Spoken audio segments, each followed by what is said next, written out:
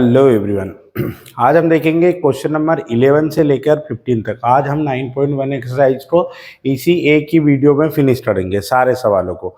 तो फर्स्ट में हम देखेंगे क्वेश्चन नंबर 11, जहां आपको एक टीवी टावर दिया है और एक केनाल दी हुई है उसके बीच में, और केनाल के बाद में 20 मीटर्स और दिया हुआ है। यानी फर्स्ट जो एलिवेशन एंगल है वो 60 डिग्री है एंड सेकेंड जो एलिवेशन एंगल है वो कितना है, 30 डिग्री है। क्वेश्चन में दिया है TV tower is the stand vertically of the bank is the of a canals. ठीक है, 20 meters away from the point of on line, है ना। तो वो बोल रहा है यहाँ पर दोनों का joining this point two the foot of tower. ठीक है, फुट ऑफ टावर। तो हमने क्या लिखा है कि यहाँ पे let's A B is TV tower and B C is the breadth of the canal, है ना।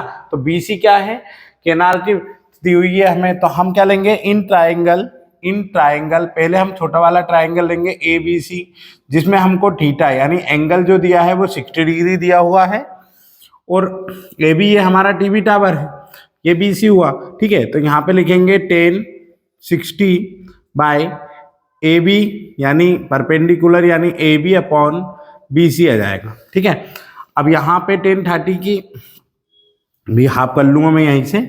10 60 की वैल्यू क्या हो जाएगी हमारे पास, 10 60 की वैल्यू हमारे पास हो जाएगी √3 by A B by B C. तो बी सी को यहाँ ले आएंगे तो लिखेंगे B C equal A B by √3।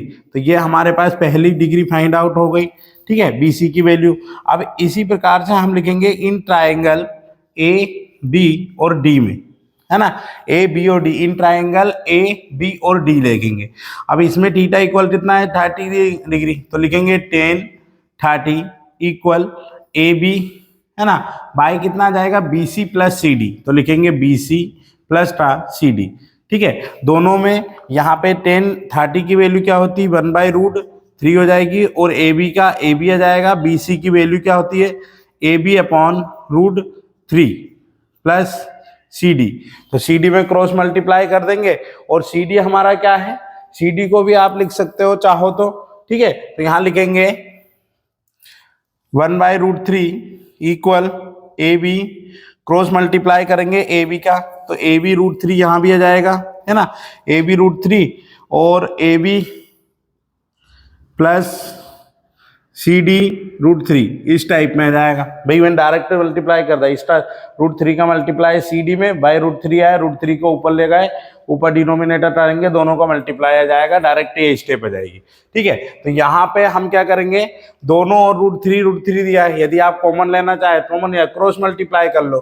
तो क्रॉस मल्टीप्लाई करेंगे तो क्या होगा हमारे पास, A B plus C D √3 equal A B √3 multiply √3 में √3 का मल्टीप्लाई 3 हो जाता है। तो क्या लिखेंगे, ए बी को उस साइड ले जाएंगे, यहाँ सिर्फ सी डी √3 रहने देंगे। तो ए बी √3 और √3 आ जाएगा, 3ab माइनस था ए बी इक्वल आ जाएगा C D equal 2ab bye √3 इस टाइप में। तो सी डी की वैल्यू हमारे पास क्या आ जाएगी, 2√3ab। ठीक है, इस टाइप में भी आप इसको डिनोट कि सी डी क्या है। तो सी डी हमारे पास में लास्ट में देखना है भाई, फाइंड आउट करने के बाद में। अब क्या है, अब हमने देखा है सी डी इक्वल ये वेरिएशन आ रहा, तो आपको जैसे पता है सी डी इक्वल कितना है, 20 है। ठीक है, सी डी इक्वल कितना है, 20 है। पुट द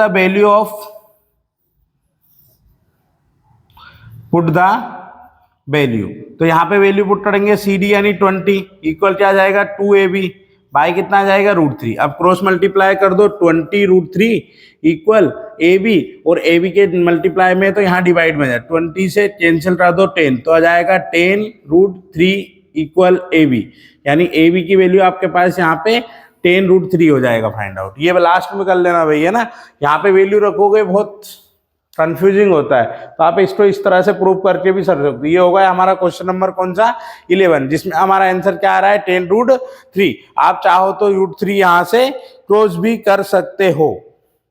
ठीक है, फॉर एग्जाम्पल अब हमारे पास भाई ए बी तो आ गया। ठीक है, अब हमें क्या फाइंड आउट करना है, बी सी। तो बी सी फाइंड आउट करने के लिए आप क्या कर सकते हो, यहां पे कर देता हूं मैं भाई। ठीक है, बी सी यानी BC फाइंड आउट करना है। तो BC के लिए देखो, BC का फॉर्मूला क्या है, BC इक्वल होता है AB बाय √3। तो BC AB की वैल्यू क्या आई 10√3 बाय √3, √3 से √3 कैंसिल, तो BC इक्वल कितना आ जाएगा 10। तो BC की वैल्यू कितनी होगी हमारे पास में 10। तो BC इक्वल 10 और AB इक्वल 10√3। ये हो गया क्वेश्चन नंबर हमारा कौन सा 11। अब देखेंगे हम क्वेश्चन नंबर 12। अगला जो क्वेश्चन है मैंने पूरा सॉल्यूशन कर लिया पहले से ही, मैं आपको सिर्फ डिस्क्राइब करूंगा इसको, और आगे के सवालों को भी हो सकता है कि मैं पहले से ही करूं और उसको डिस्क्राइब करूं, ठीक है, क्योंकि टाइम बहुत लग रहा है, वीडियो बड़ा है, तो हम इस चैप्टर को आज ही फिनिश करेंगे, ठीक है। यहाँ पे देखेंगे हमें क्या दिया हुआ है, AB इज बिल्डिंग, यानी AB एक बिल्डिंग दी हुई है और एक टीवी टावर दिया है, और यहाँ पे CD जो होता है यहाँ से लेकर यहाँ तक टावर है। तो टावर से जब हम इस बिल्डिंग के ऊपर वाले सिरे को देखते हैं तो हमारे पास 60 डिग्री का एंगल प्राप्त होता है और यहाँ पे 45 का होता है। तो यहाँ पे कुछ नहीं करना है, आपको लिखना है AB is building, CD is TV cable, मतलब केबल टॉवर है ना, केबल टॉवर होता है। तो इन ए ट्राइंगल ABC दिया हुआ है, इन ट्राइंगल ABC यानी A B और C। तो यहाँ पे ABC की बातचीत करेंगे तो ABC नहीं लेना है, ABD लेना है, ठीक है। तो ABD लेना है और थीटा इक्वल 45 है। AB क्या है, AB यहाँ पर आपके पास में P/H होता है, ठीक है। तो P हमारे पास tan थीटा इक्वल P/B होता है, ठीक है। तो P यहाँ लिख देता हूं मैं कि tan इक्वल P/B। तो P परपेंडिकुलर यानी AB और BC हमारा बेस हो जाएगा BD। तो यहाँ पे AB की वैल्यू 7 सेंटीमीटर दी है, 7/BD, BD का यहाँ मल्टीप्लाई करें, BD की वैल्यू 7 आ गई। यहाँ पे ट्राइंगल ACF लेना है, ACE, सॉरी F की जगह E करना है, तो यहाँ पे E करना है BD। अब आपको पता होना चाहिए जब AB की वैल्यू 7 है तो ED की भी कितनी होगी 7। जब BD आपके पास ये 7 है तो ये भी कितना होगा, यहाँ से यहाँ तक की डिस्टेंस वो भी 7, ये भी 7, ठीक है। तो यहाँ पे अपने पास दोनों की वैल्यू सिमिलर है, तो यहाँ लिखेंगे AC equal BD, BD equal 7 centimetre and BD equal E है, AE इक्वल 7 सेंटीमीटर। तो tan 60 डिग्री CE/AE आ जाएगा। यहाँ CE लिखा रहने देंगे, AE की वैल्यू कितनी आ जाएगी 7, 7 का मल्टीप्लाई 7√3 हो जाएगा। अब हमें CD निकालना है, CD, तो हम क्या करेंगे CE और ED दोनों को प्लस करेंगे, तो ये हमारे पास कितना आ गया है 7√3 आ गया। अब 7√3 आ गया, दोनों को प्लस कर दो, आंसर आ जाएगा। ये होगा क्वेश्चन नंबर 12। ऐसा कैसे क्वेश्चन नंबर 13 है। क्वेश्चन नंबर 13 दिया हुआ है आपको, यहाँ पे AB 70 centimetre height the lighthouse दी हुई है, एन CD एंड COD जो उसके है वो 2 शिप है, यानी यहाँ से लेकर यहाँ तक और यहाँ से लेकर यहाँ तक, ठीक है।